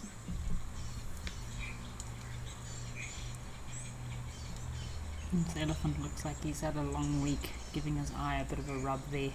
Looks a bit tired.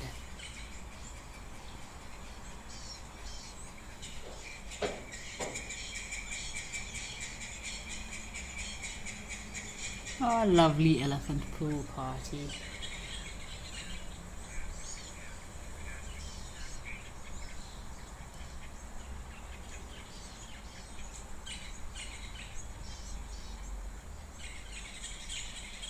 The little path, the little narrow path that they're getting out of, so it looks like they're all crossing the river, maybe downstream where the current isn't as strong, and then slowly making their way up along the river's edge while they grab some takeaways, some food on the go to munch and chew. There's a few tuskless females here.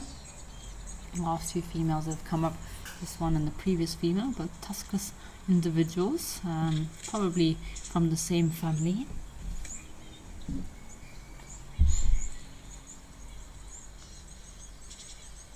We've got a lot of comments coming through here about our elephant pool party from Perry Du Bois, Mindy, Dark Main Lover, Illy, and yeah, just about our elephant pool party happening here. What a lovely sighting to see an elephant breeding herd that's obviously crossing the river, going to greener pastures on the other side in order to feed, and yeah, also having a bit of a snack along the way.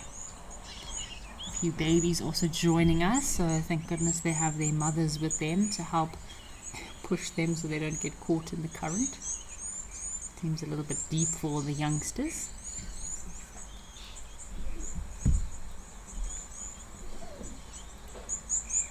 Oh, look at them playing, having a great time. Seems like it's maybe a hot day in the Kruger. I'm sure we've all, if you've been to the Kruger National Park, you've stopped along the river and enjoyed watching the elephants have a swim. So this is probably what you would see if you were closer up to these elephants. But what a lovely sighting.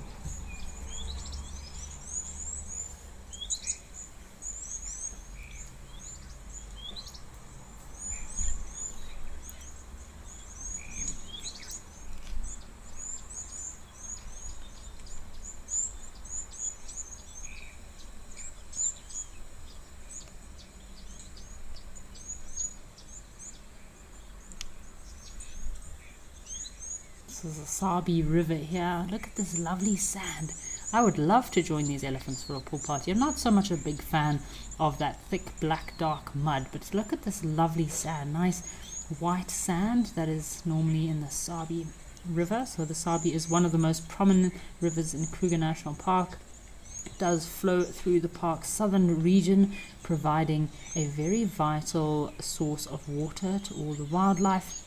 It is a significant feature of the park, and it does form a large part of the landscape, supporting a very diverse ecosystem and provides water during the dry season. So look, it's quite a big breeding herd. They've all come down to the water for an afternoon swim. Oh, another little baby. So often when elephants are crossing a big river like this, I've seen little baby elephants, they often clutch and cling to their mother's tails, and she drags them through the water so that they don't get lost. Because a little baby crocodile would love to eat a little baby elephant if it is on its own. So they need to keep very close to their mothers.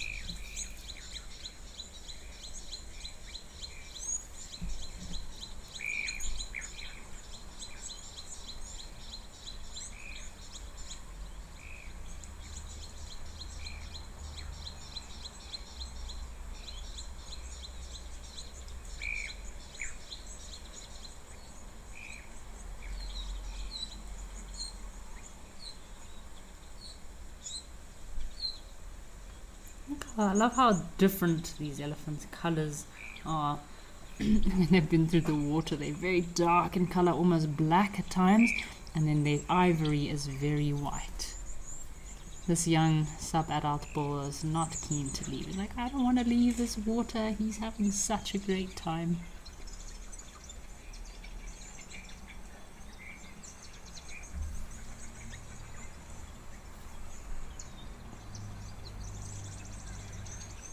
Perry Du Bois, this is a lovely scene. It's just nice to see the bush so green and thick, lots of food for all the animals.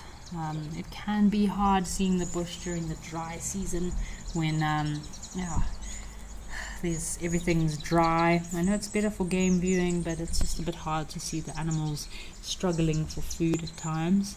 In Wangi National Park in Zimbabwe, where we had the grey-crowned cranes earlier.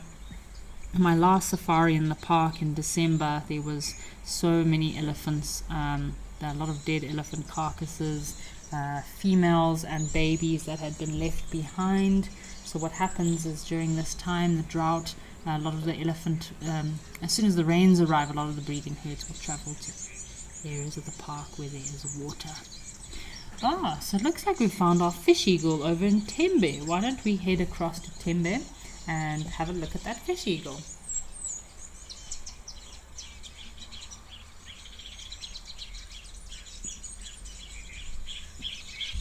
Oh, have a look, folks. We've got our little juvenile African fish eagle here, and he's caught a fish. Have a look in his talon on his left hand side. He's got, it could be a little catfish. He's just made a kill. The catfish is not that big, but he's struggling to fly off with his kill. Sometimes if they've got a kill like that, another bird of prey might come in and try to steal it from him. What an epic sighting. We were trying to look for this juvenile fish eagle yesterday, but we could not find him on his little perch. But yeah, just seen him. He's made a kill, and now he's trying to find a safe place to eat his fish. You can see he's still a bit adolescent. He's still got a lot to learn. Needs to strengthen those wings of his. There we go. Maybe if we're lucky, he has landed in a tree close by, and we can watch him feeding on his fish eagle. His fish that he's caught for lunch. Oh, there we go. So these African fish eagles will, most of their diet, as in their name, is fish, but they will sometimes catch small snakes. They have seen them catching other smaller birds as well, like sometimes little sandpipers. So they are carnivores. They do have a variety of a diet, but most of their diet will comprise of fish. Become a Wild Earth YouTube member and unlock exclusive bonuses and benefits. Enjoy uninterrupted, ad-free streams so you can stay immersed in nature. Have your burning questions answered first by me or other expert naturalists. Enjoy exclusive access to special broadcasts and videos, and help us to connect people to nature. I get to wake up every morning and go out there and look for cats. I get to create my everyday safari for myself. I grew up in the sort of central eastern suburbs of Johannesburg, fully qualified trails guide and a fully qualified nature conservationist.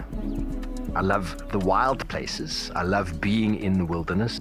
It's probably one of the best jobs I've ever had and probably ever could have.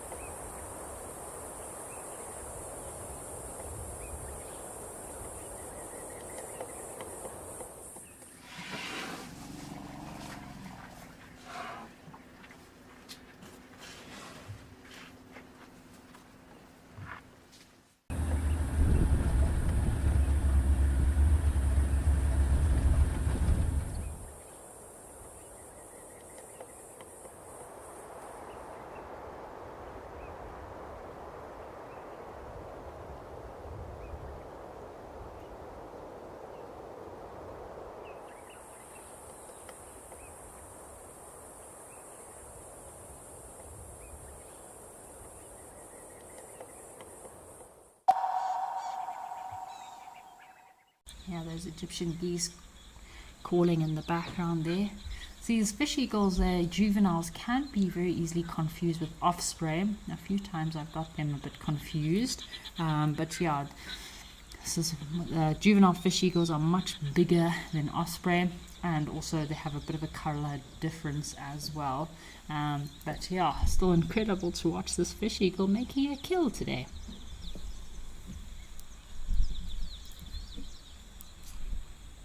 I hope he doesn't fall out of the tree with his fish. Doesn't seem to be doing too well.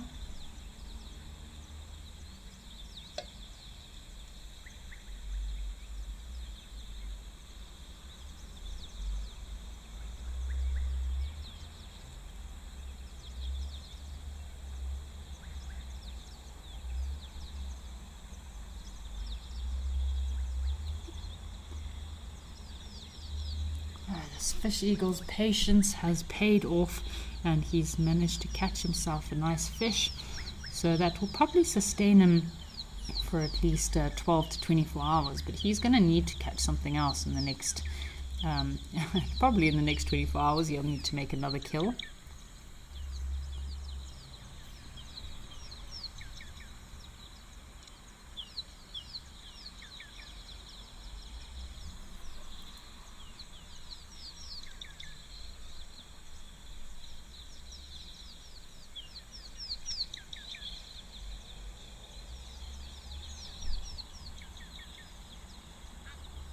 Still trying to figure out how to get into this fish. Shame his balance is not so great. I think he needs to do some yoga. I think some yoga would very much help this fish eagle. He's not doing well with his balance.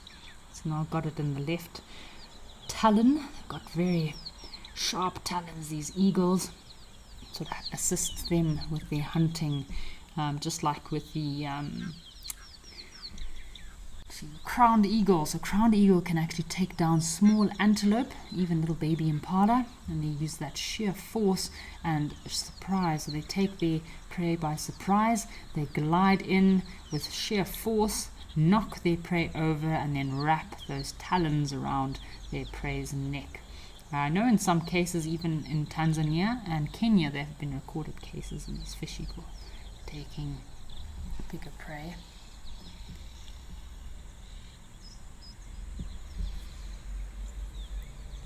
Up and off our fish eagle goes. I think he's going to go and try and find a more suitable branch in order to consume his lunch. Well, it was lovely to view that bit of a kill. How awesome.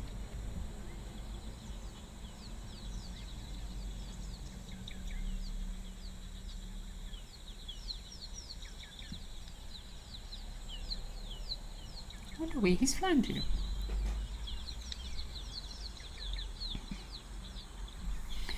Alrighty folks, well unfortunately our fish eagle has taken off, so why don't we head across to Stony Point and enjoy some nice calm ocean vibes for the last few minutes of the show.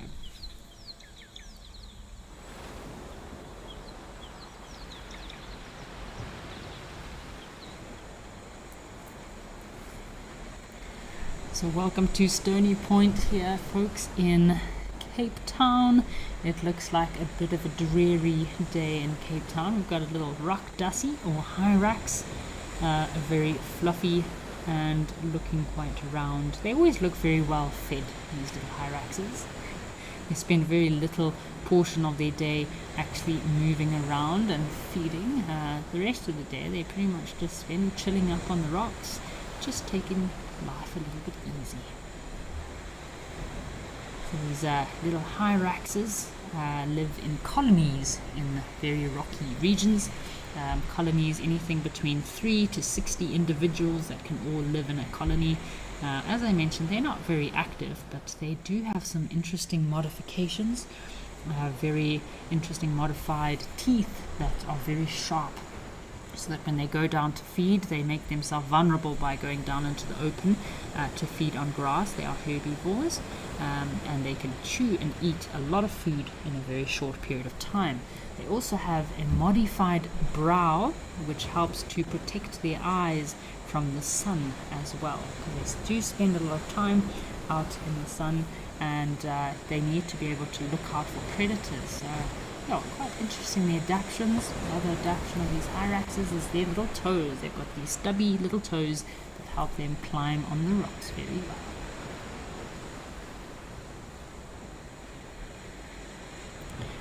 So Deb Davis, thank you for joining. Yes, I have been to Stony Point. I have been to Cape Town. I must say I've been in the worst times possible, August and September and December, so the weather was quite awful. I was not a fan of the weather, and that you can't really swim in the ocean, otherwise you'll definitely freeze. I don't know how those little penguins do it.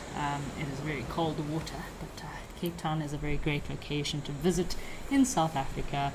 Go down to Stony Point, see some little hyraxes, those penguins. I know during COVID there was some caracal that were also seen at Stony Point. What a lovely sighting. Check these little eyes. These hyraxes also have modified hair that helps to insulate them from the cold. You can imagine how cold it gets down there in Cape Town. I also was wearing 500 layers of clothing in the 5 different seasons you get in a day in Cape Town. So their coats help to protect them from the cold Cape Town breeze and weather. I wonder if we've got any penguins today. Let's have a look for some penguins. Alright folks, well I'm going to end a little bit earlier today so we can enjoy the very calm, relaxing sounds of the ocean. Just want to say a big thank you to everyone for joining us today. Lots of comments, lots of questions, so thank you Wildlife Lady. It has been a superb session of Live at the Waterhole. Please don't forget to tune in to the Sunset Safari coming up next. I will be seeing you next week live at the Waterhole, same time, same place. Have a lovely Friday and great weekend. Cheers, folks.